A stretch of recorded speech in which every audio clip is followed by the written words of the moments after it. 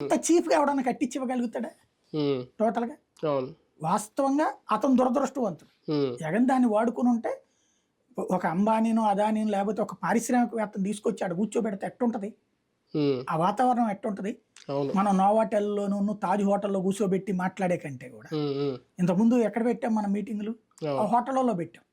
అదే ఇక్కడ పెడితే ఆ స్టైలు అది రాయల్టీ ఎందుకు హోటళ్లలో పెట్టాం మనం?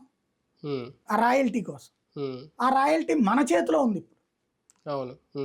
దాన్ని విమర్శించే వాళ్ళు విమర్శించవచ్చు. నా దృష్టిలో అయితే ఒక అద్భుతమైన ప్రాపర్టీ ఆంధ్రప్రదేశ్కి ఉంది.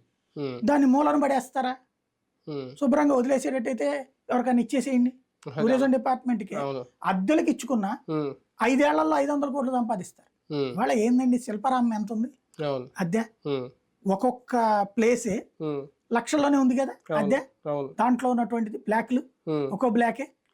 అదే ఇక్కడ అర్రజన అన్నారు 50 లక్షలు రెంట్ వేసుకోండి, ఏ రేంజ్ లో ఉంటది డబ్బులు? ప్రతిపక్ష నాయకుడిగా ఉన్న జగన్మోహన్ రెడ్డి గారు ఇంకా తనకు తాను రిలీజ్ అవ్వాల్సిన సమయం ఆసన్నం అవ్వలేదు అని అనుకుంటున్నారు.